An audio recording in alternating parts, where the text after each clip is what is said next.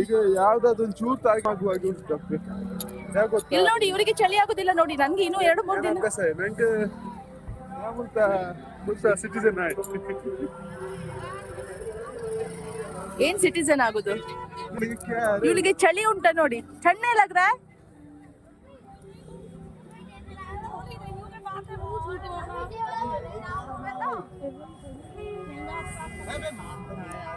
ಶಂಕ ಊದಿದೆ ನೋಡಿ.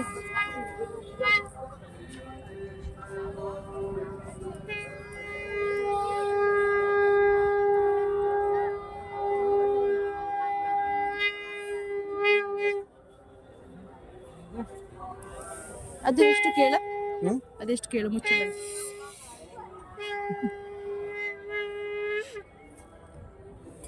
ಕಮಂಡಲ್ ರೈಸ್.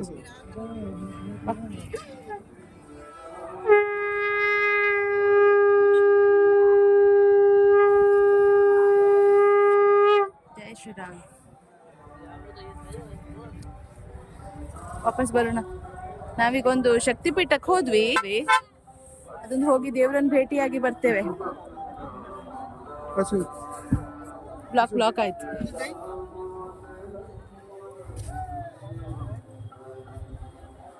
ಒಂಬತ್ತು ಗಂಟೆ ಒಳಗೆ ವಾಪಸ್ ಬರ್ಬೇಕು ಹೇಳಿದ್ದಾರೆ, ಆಗ್ತದೆ ಇಲ್ವೋ ಗೊತ್ತಿಲ್ಲ. ಆಲ್ರೆಡಿ 8 ಆಯ್ತು.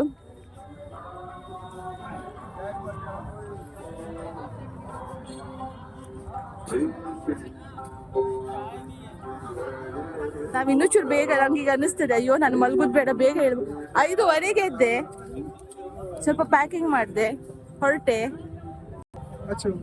ಇಲ್ಲಿ ನೋಡಿ ಸ್ನೇಹಿತರೆಲ್ಲ ಕಸ ಎಲ್ಲ ಬೆಂಕಿ ಹಾಕಿ ಚಂದ ಮಾಡುದು ನೋಡಿ, ಇದು ಟ್ರಿಕ್. ಹೇಗೆ ಪ್ರಯಾಗ್ರಾಜ್ ಹೇಗೆ ಚಂದ ಆಗಿದೆ ಅಂತ ಹೇಳಿದ್ರೆ ಕಸ ಮನೆಗೆ ಹಾಕಿ. ಇದು ನೋಡಿ ಹಸಿ.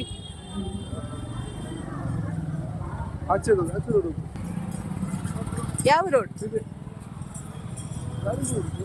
ಯಾಕಂದ್ರೆ ಈ ಚಳಿಗೆ ಚೂಟ್ ಆಗಿದ್ರು ಕೂಡ ನೋವು ಜಾಸ್ತಿ ಆಗ್ತದೆ. ಇಷ್ಟು ಸಣ್ಣ ಬ್ಯಾಗ್ ಅನ್ನು ಹಿಡ್ಕೊಳ್ಲಿಕ್ಕೆ ಆಗ್ತಿಲ್ಲ ಡಾಕ್ಟ್ರೆ, ಕೈಯೆಲ್ಲ ಉರಿತದೆ.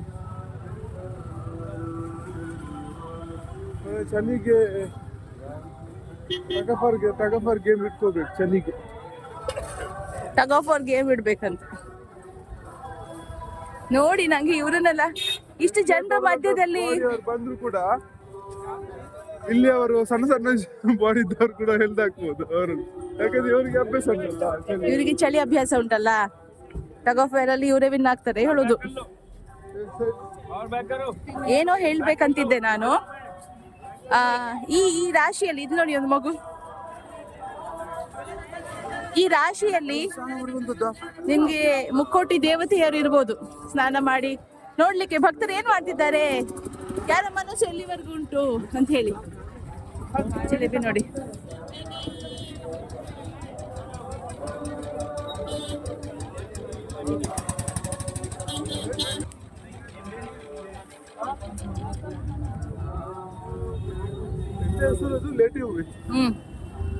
ಮಲಗಿದೆ ಹನುಮಂತನ.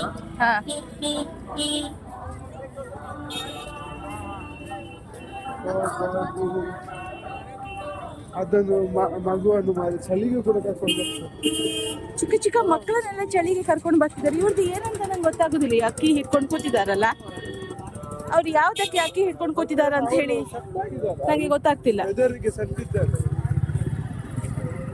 ನೀವಿದು ಜಿಪ್ ಹಾಕಿ ಅಂತೆ ನಿಮ್ಮ ಪರ್ಸನ್ನೇ ನೋಡ್ತಿದ್ದಾರೆ ಅಲ್ಲಲ್ಲ. You are okay, I know, ಅದು ಅಷ್ಟೇ ದುಡ್ಡು ಇರುದು.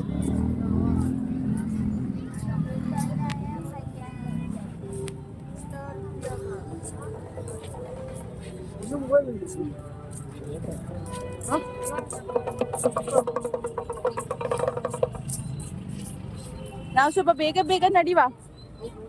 ಇದು 24 hours ಹೀಗೆ ಜನ ಇರ್ತಾರೆ. ನೀವು ನಂಬ್ತೀರಾ? 24 ಗಂಟೆ ಹೀಗೆ ಜನರು ಇರ್ತಾರೆ. ಮತ್ತೆ ಇಲ್ಲಿ ಚಳಿದ್ರಿಂದ ಒಂದೆಲ್ಲ ಬಂದ್ ಆಗ್ತದಲ್ಲ, ಅದೊಂದು ಒಳ್ಳೇದು.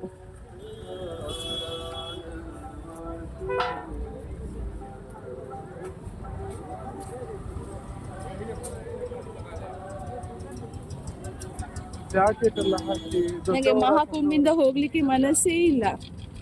ಅಯೋಧ್ಯೆಯಲ್ಲಿ ರಾಮ ಇದ್ದಾನೆ, ಬೇರೆ ದಿನ ಕೂಡ ಇದ್ದಾನೆ. ಆದ್ರೆ ಮಹಾಕುಂಭ ಇಲ್ಲ ಅನ್ನಿಸ್ತಾ ಉಂಟು ನಂಗೆ.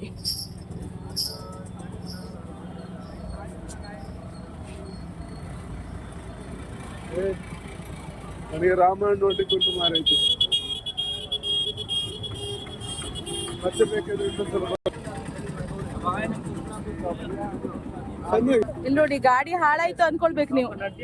ಆಕ್ಚುಲಿ ಕಾರಿನ ಬಿಸಿ, ಗಾಡಿ ಹಾಳಾಯ್ತಾ ಅಂತ ಅನ್ಕೊಳ್ಬೇಕು ನೀವು. ಕಾಣ್ತದ?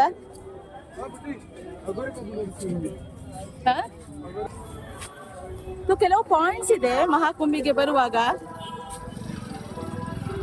ತುಂಬಾ ಬಟ್ಟೆ ಬೇಕಂತಿಲ್ಲ, ಒಳಗಿನ ಬಟ್ಟೆ ಒಂದು ಬೇಕು.